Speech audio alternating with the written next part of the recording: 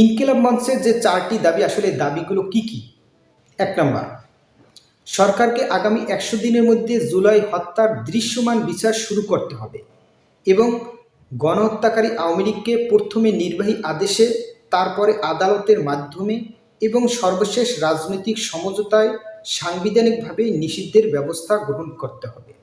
২ নম্বর, শাপলা গণহত্যার রাষ্ট্রীয় স্বীকৃতি দিয়ে জাতিসংঘের সহায়তায় তদন্ত কমিশন গঠন করে প্রকৃত শহীদদের তালিকা প্রকাশ করে অবিলম্বে এই হত্যার বিচার শুরু করতে হবে। ৩ নম্বর, পিলখানা হত্যা নিয়ে গঠিত কমিশনের পূর্ণাঙ্গ প্রতিবেদন জনসম্মুখে প্রকাশ করতে হবে এবং তাদের সুপারিশমালা বাস্তবায়ন করতে হবে। ৪ নম্বর, বাংলাদেশের সকল রাজনৈতিক দলের নির্বাচনী ইশতেহারে গণহত্যাকারী আওয়ামী লীগের পূর্ণাঙ্গ বিচার বিষয় স্পষ্ট ধারা উল্লেখ থাকতে হবে। এই মোট তারা ৪টি দাবি করেন। আফসোস হলো, বিষয়টা দুঃখজনক যে সরকার রক্তের উপর দিয়ে গঠিত হয়েছে, দীর্ঘ ৯ মাস অতিবাহিত হওয়ার পরেও সেই জুলাই হত্যাকারীদের বিচার কাজ সরকার শুরু করতে পারেনি।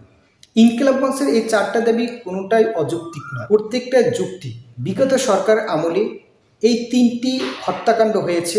এই সরকার ৯ মাস অতিবাহিত হওয়ার পরেও এই দৃশ্যমান না জুলাই, না শাপলা, না বিডারের কোনো উপযুক্ত বিচারের ব্যবস্থা করতে পেরেছে। এমনকি রাজনৈতিক নেতাকর্মীদের ভিতরেও একটা নির্দিষ্ট স্পিরিট না পাওয়া গিয়েছে, না সরকারের ভিতরে পাওয়া গিয়েছে, না রাজনৈতিক ব্যক্তিদের ভিতরে এটি পাওয়া গিয়েছে। আশা করি আগামী ১০০ দিনের ভিতরেই সরকার এবং রাজনৈতিক কর্মীরা নির্দিষ্ট একটি সিদ্ধান্তে আসবে। আল্লাহ হাফেজ।